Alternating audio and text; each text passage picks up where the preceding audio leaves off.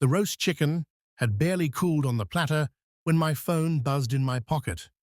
I almost ignored it.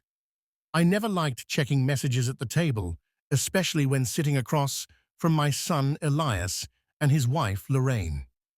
But the vibration was insistent, almost urgent, as if the phone itself were trembling with fear. I pulled it out beneath the table, shielding the screen with my palm. A single message blinked back at me from an unknown number. "Stand up and leave. Now. Don't say a word to your son." My fork clattered against the plate. I tried to steady my breathing, forcing a smile when Elias glanced at me. His eyes, so much like his mother's, narrowed with mild curiosity. "You all right, Dad?" he asked, tearing into his bread roll. "I'm fine," I muttered. My voice didn't sound like mine. Lorraine was laughing about something mundane. Her office politics, I think. Her bracelets jingled as she reached for the butter, oblivious to the storm brewing in my chest. I stared again at the words. Leave, now. Every instinct screamed at me to stay. It was my home, my table, my family, and yet something colder, sharper, whispered that I should listen. I slid my chair back, slowly. The wooden legs scraped against the tile floor, startling Lorraine. "Where are you going?" "Dinner just started," she said, her tone edged with irritation. I forced a weak smile. "Forgot something in the garage. Be right back." But I didn't go to the garage. My feet carried me to the front door, heart thundering. My hand trembled as I reached for the knob. Just as I pulled the door open, a knock rattled against the wood from the other side. 3 sharp, deliberate knocks. I froze. The door swung inward before I could react. 2 police officers stood there, faces hard and unreadable. Their uniforms seemed to fill the entire doorway, casting a shadow that spilled into my hallway. "Mr. Alden Granger?" one of them asked. I nodded, throat dry as sand. The officer exchanged a glance with his partner, then said the words that shattered the room behind me into silence. "We need to speak with you, immediately." I thought it was a misunderstanding, a mistake that would be cleared in minutes, but I was wrong. This was only the spark of a fire that would consume everything I thought I knew. The silence in the dining room pressed against my back like a wall. I could feel Elias and Lorraine watching me from the table, forks frozen mid-air, the warmth of the roast chicken, and the hum of family chatter evaporated, replaced by the cold authority of the 2 officers in my doorway. "Is there a problem?" I asked, trying to steady my voice, though it cracked with age, and something else, fear I didn't yet understand. One officer, a tall man with a square jaw, motioned subtly toward the porch. "It's better if we speak outside." I hesitated, glancing over my shoulder. Elias pushed his chair back and stood.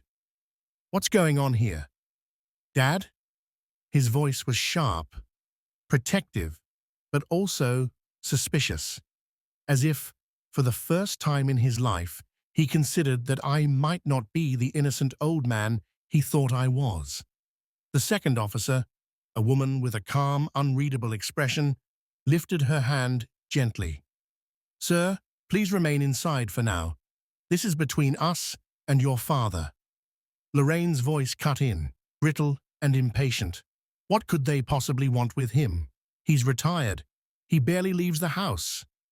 Her words stung, though I knew she meant them as an argument in my favor. Still, they reduced me to a relic, barely leaves the house, as if I were already halfway gone. I stepped outside, closing the door softly behind me. The night air hit me like a slap. The porch light flickered, moths circling in desperate orbits. I stood there with my heart pounding in my chest, the officers flanking me like sentinels. "What is this about?" I whispered, suddenly aware of the frailty in my own voice. The male officer leaned closer. "We received information that your safety is in immediate danger. You need to come with us. Now." I blinked. My safety? From what? From who?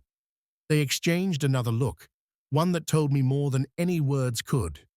They knew something I didn't, something terrible. "I can't just walk away," I said, shaking my head. "My son's in there, my family."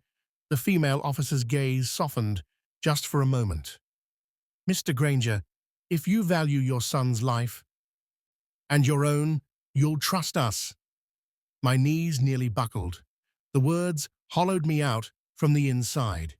"If you value your son's life." Suddenly, the message on my phone made sense. Someone wanted me gone before this knock arrived. Someone inside or outside? I pressed a trembling hand against the porch railing, the wood rough under my palm. My mind raced. Had Elias gotten himself into something? Was Lorraine hiding a secret? Or was this about me, about something from long ago, clawing its way back into the present? The male officer stepped closer. "Mr. Granger, we can't explain everything here. Just trust us. Please." The plea in his voice was almost human, not procedural. It shook me more than a threat would have. And so, against every instinct screaming for me to bar the door, I nodded. "All right." They guided me down the steps, past the hedges I had trimmed just yesterday, past the old rocking chair that still smelled faintly of my late wife's lavender oil. Every step felt like walking away from my life, from the little world I'd built. When we reached the patrol car at the curb, the woman opened the door for me. "It's safer if you get in." I looked back at my house one last time. Through the window, I saw Elias standing rigid in the dining room, Lorraine whispering something at his side. Their silhouettes blurred by the glass made me feel like a stranger to them already. I climbed into the back seat, my hands shaking. The door shut with a metallic thud, and in that sound, I realized something I couldn't yet admit out loud. My life was no longer mine to control. I thought leaving the house would protect my son, but instead, it dragged me into a truth so ugly, so buried, that I wondered if my family had been strangers to me all along. The car hummed as it pulled away from the curb, its headlights washing over the quiet street where I had lived for nearly 30 years. I'd planted the sycamore trees lining the drive, painted that porch myself, carried my wife across that threshold when we were young. And now I was being driven away like a man under arrest. The vinyl seat stuck to the back of my shirt. I sat rigid, staring at the faint reflection of my face in the darkened window. Deep lines carved into my skin, pale eyes full of questions I couldn't ask. At last, I found my voice. "I think I deserve to know what's happening." The woman officer glanced at me in the rearview mirror, her lips pressed into a thin line. "Mr. Granger, what do you know about your son's wife?" Her question was so unexpected that I laughed, an ugly, hollow sound. "Lorraine? She's my daughter-in-law. Overbearing at times, yes. But shh, she takes care of Elias. She's family." The male officer shifted uncomfortably in the passenger seat. "Do you trust her?" Trust. Such a small word, heavy as iron. My mind traveled back through every strained dinner conversation, every dismissive smile she threw my way, every time she corrected Elias on my behalf, as though I were an incompetent old man. "I trust my son," I said at last. "That's what matters." The officer didn't reply. Instead, the car slowed, pulling into an empty parking lot behind a shuttered grocery store. The place smelled of damp asphalt and old oil, not the kind of place you bring someone for reassurance. The female officer turned in her seat, her eyes, pale as winter glass, fixed on me. Mr. Granger, we received an anonymous tip tonight. Someone warned us that Lorraine may be involved in arrangements, dangerous ones. My chest tightened. Arrangements? She hesitated, choosing her words carefully. Financial ties. People who wouldn't hesitate to harm your son or you if things go wrong. We can't disclose everything yet, but you needed to be removed from that house immediately. The world spun. Lorraine? My daughter-in-law, who scolded Elias for forgetting the trash, who sighed at my old stories, who wore perfume so sharp it lingered in every room. That Lorraine? I shook my head. No, you're wrong. She's difficult, but she's not dangerous. The male officer finally turned, his voice low. Sir, we don't deal in rumors. We deal in threats. And tonight, the threat is real. For a moment, I couldn't breathe. My hands curled into fists on my knees, the nails digging into my skin. Betrayal has a smell, like copper and smoke. I could feel it creeping into me, though my heart refused to believe it. What about Elias? I asked. My voice broke. If she's tangled in something, if you think she's dangerous, why leave him there? Neither of them answered. The silence was a blade, cutting away the last shred of calm I had. I leaned back against the seat, closing my eyes. My son's face swam before me. The boy who once clutched my hand crossing the street. The man who now sat unknowingly beside a woman painted as a liar, maybe worse. A question burned in me, louder than any fear. Was the warning text meant to save me, or was it meant to separate me from my son? I opened my eyes and whispered, almost to myself, God help us, if you're right. I thought the nightmare ended with suspicion, but it hadn't even begun. The truth, when it arrived, would rip the foundation of my family wide open. The officers left me in the car for a while, as if silence could soften what they had just revealed. But silence has never been kind to me. It amplifies every thought, every doubt, until the noise in my head is unbearable. I remembered the first time Elias brought Lorraine home.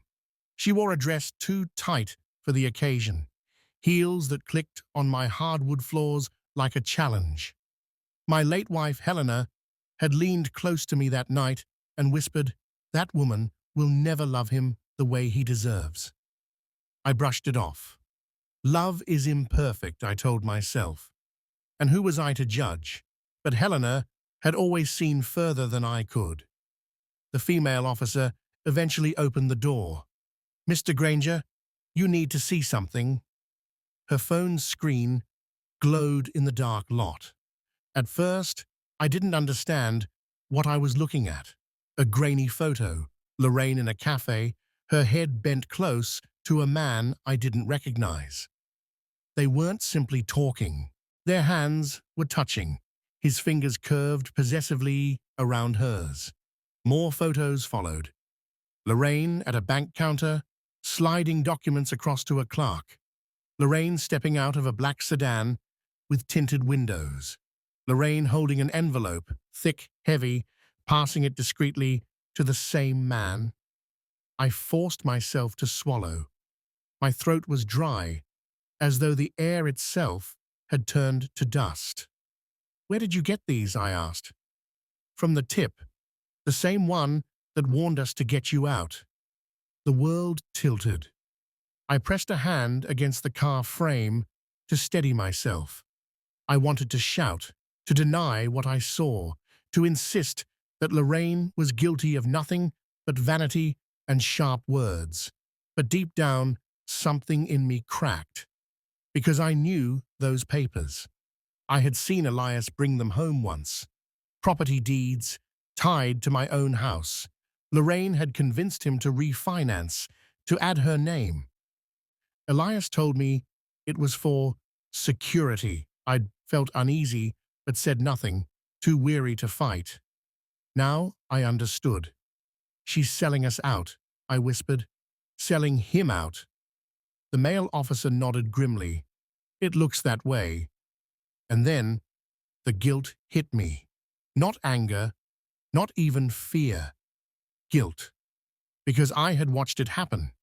I had seen her tighten her grip on Elias year after year, her voice becoming his, her decisions eclipsing his own. And I had done nothing. I told myself it wasn't my place. The children must make their own mistakes. But this wasn't a mistake. This was destruction. I looked up at the officers. "You can't just leave him there. If what you're saying is true, my son is sitting across the table from the person who might ruin his life, or worse." The woman's gaze flickered with hesitation. "We can't move too quickly. We need evidence that holds in court. If we rush in now, she'll vanish. And everything with her." Her words fell like stones in my chest.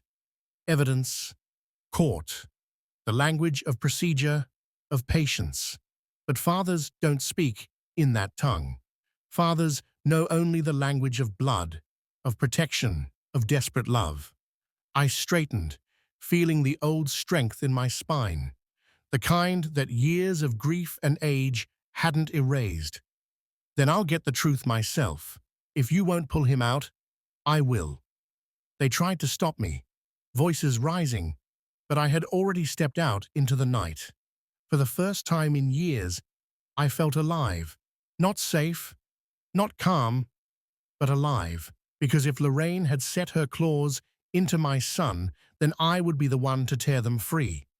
I thought I was too old to fight battles like this, but age has a way of sharpening what matters.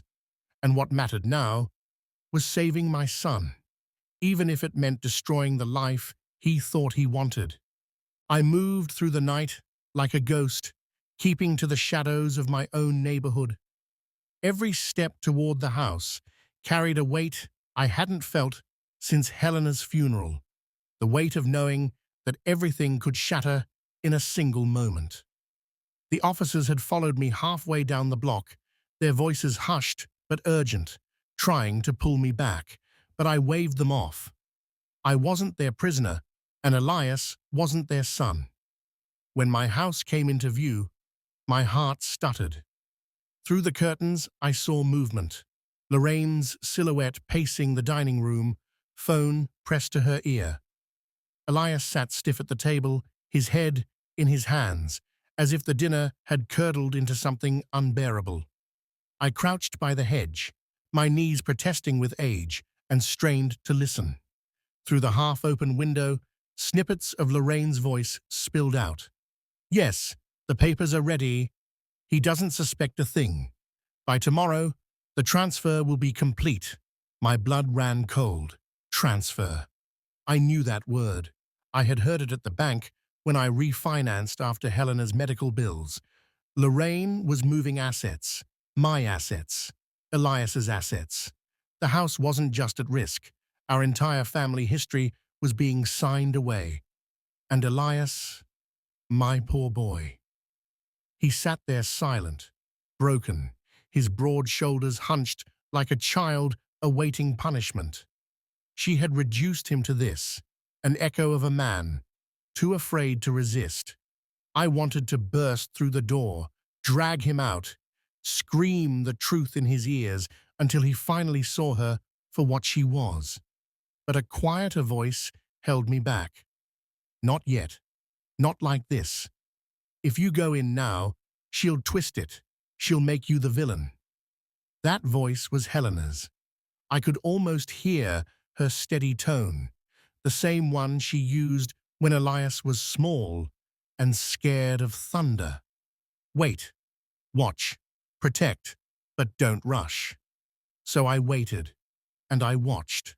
Lorraine ended her call, slipped her phone into her pocket, and poured herself a glass of wine as if nothing had happened.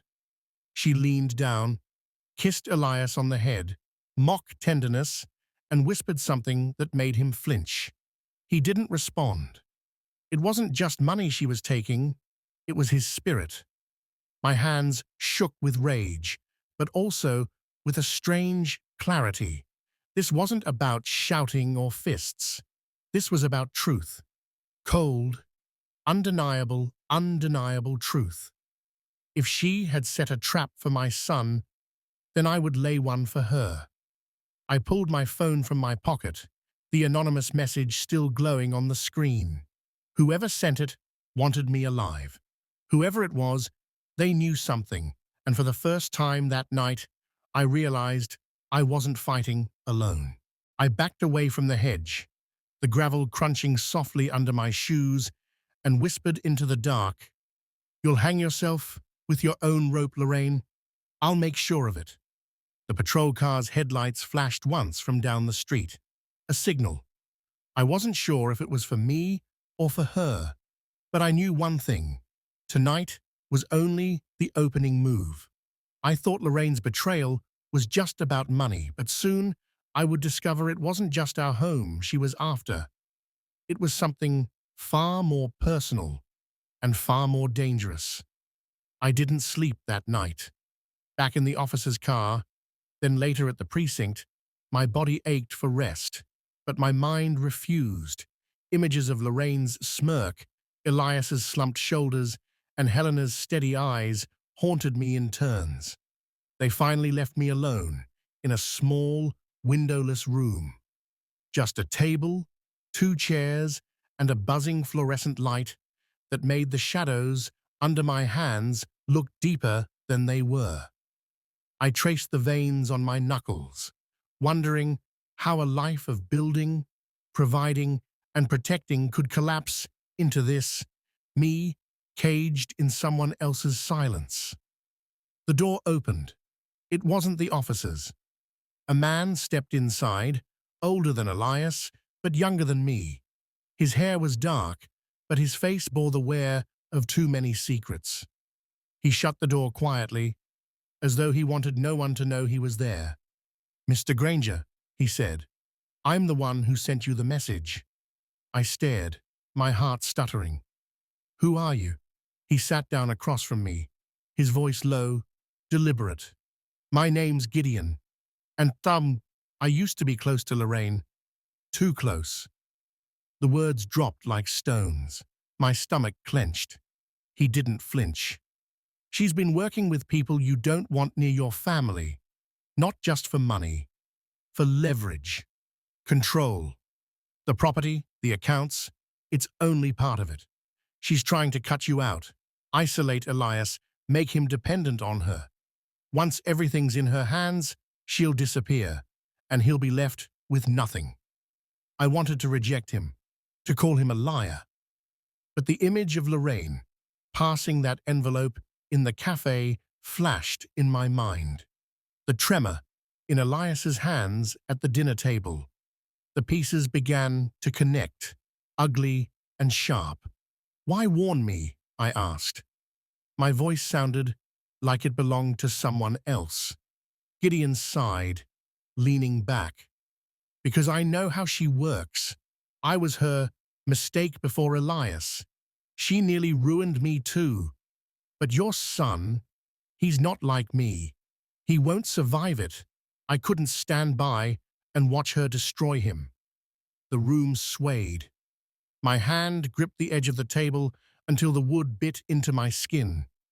Helena's words echoed again. "That woman will never love him the way he deserves." Gideon reached into his coat and slid a folder across the table. Inside were copies of documents, deeds, bank transfers, even forged signatures. My name, my handwriting, except it wasn't mine. "She has been forging your approval for months," he said quietly. "This is already in motion." The rage that surged in me was unlike anything I'd felt in years. It wasn't wild, it was sharp, clear, and controlled. A fire that burned inward, not outward. For a long moment, I couldn't speak. Then I whispered, "She thinks she's clever, but she's underestimated the wrong man." I built that house with my bare hands. I buried my wife's ashes beneath that oak tree. I won't let Lorraine erase me from my own blood. Gideon studied me, perhaps expecting weakness. Instead, he found something else. An old man who had nothing left to lose but everything still to protect. I stood. My legs trembled, but my voice did not. If she wants a war, then she'll have one. But it won't be on her terms. It'll be on mine. I thought betrayal had already gutted me. But when I saw my own name forged against me, I knew this wasn't just a fight for my son, it was a fight for my very existence in his life. I left the precinct with Gideon's folder pressed against my chest like a shield. The night air was heavy, thick with the scent of wet asphalt, but I breathed it in as though it were the only thing keeping me upright. Back home, the lights in my house were off, a black hollow against the street lamps. Elias's car was still in the driveway, but Lorraine's was gone. The quiet unsettled me more than shouting ever could. I didn't go inside. Not yet. Instead, I sat in my truck across the street, engine off, staring at the windows where my life used to glow with warmth. I thought about Helena again, how she would sit at the piano after dinner, her fingers soft against the keys while Elias dozed on the rug. I had fought in small ways then, fighting to keep the house repaired, the bills paid, her medicine stocked. I had believed those were my battles. But this was war. I opened Gideon's folder under the dim dome light. Pages of false deeds, bank slips, signatures twisted into my name, my property, my savings, my future, all siphoned into accounts I had never seen. It was meticulous, almost elegant in its cruelty. Lorraine hadn't just planned to steal, she had planned to erase me, to turn me into a ghost before I was even dead. My hands shook, but not from fear, from resolve. I made a choice then. Not to storm into the house, not to scream or accuse. That would only feed her narrative of me as the senile old man. No. If she thrived on deception, then I would answer with patience sharper than any blade. At dawn, I drove into town. I went to the same bank where Elias and I once refinanced the house. The clerk still remembered me. "Mr. Granger, still keeping that place in shape?" she asked kindly. I smiled and nodded, though inside I was crumbling. I requested copies of every recent transaction tied to my name. I watched the clerk hesitate, then shuffle nervously through files. And there it was, a stack of documents bearing my signature, dates I never signed, accounts I never opened. My chest tightened, but I forced calm. "Thank you," I said softly, folding the papers into my coat. On the way out, I saw Elias's name attached to one of the documents, a joint account. Lorraine had pulled him in completely, whether through manipulation or fear, I didn't yet know. But seeing his name tied to the theft was like a knife. That evening, I returned to the house. Elias sat at the kitchen table, alone, head buried in his hands, a bottle of whiskey half empty beside him. "Dad," he said when he looked up, his voice hoarse. "She says you're losing it, that you're paranoid, that you're making things up." I stood in the doorway, my heart breaking at the sight of him, my son, torn between blood and poison. I laid the folder on the table. "Then, let these lies prove themselves, Elias. Read them, every page." He stared at the papers, but didn't touch them. His eyes glistened with something between doubt and desperation. "Dad," he whispered, "if you're right, then I've already lost everything." I walked forward, put a hand on his shoulder. My grip was steady, iron despite the tremor in my bones. No, son, not everything. You still have me, and I swear to you, we're going to take back what's ours. I thought exposing her lies would be enough, but I hadn't yet seen Lorraine's final move, the one that would force me to strike harder than I ever had in my life. Lorraine returned 3 nights later. The sound of her heels on the porch was like gunfire, sharp and deliberate. She swept into the kitchen as though nothing had changed, her perfume arriving before her words. She froze when she saw me sitting across from Elias. The folder lay open between us, its damning pages spread like a wound. Her smile didn't falter. "Alden," she said smoothly, "shouldn't you be asleep? It's late." I leaned forward, my voice steady. "Funny, forgery doesn't keep business hours." Her eyes flicked to the documents. For the first time, her mask cracked. Just a flicker, a tightening of her jaw. Then she laughed, low and mocking. "You really think this will stick? Elias knows the truth. He knows you're slipping. You can barely keep track of your pills, your bills. Who do you think a court will believe? Your senile ramblings or me?" Elias flinched. His hands, trembling, closed around one of the papers. He read slowly, silently, then again. His lips moved as though tasting every forged word. "Lorraine," he whispered, his voice breaking. This is Dad's signature, but it isn't his." She spun on him, venom flashing. "Elias, he's filling your head with lies. Do you want to throw away everything we've built because your father can't accept he's not in control anymore?" "Not in control?" My voice rang out, firmer than it had in years. I rose, every bone in my body screaming, but my will stronger than any ache. "I built this house with my hands, paid every bill, buried my wife here, and you," I pointed at her, my finger steady, "you thought you could erase me with ink and lies, but you forgot something, Lorraine. Truth doesn't age, and neither does blood." Elias stood too. His face was pale, but his eyes, they were his mother's eyes, clear and steady. He held the paper up like a weapon. "Is it true? Did you forge these? Did you steal from my father?" Silence. Then a cruel smile curved her lips. "Of course I did, and I'd do it again, because you were never man enough to give me the life I deserved. I had to take it myself." The confession hung in the air like smoke. And then the front door burst open. The officers stepped inside, Gideon behind them. They had been waiting for her slip, for the final nail, and she had delivered it herself. Lorraine's face drained of color as the cuffs clicked around her wrists. She hissed at Elias, "You'll regret this.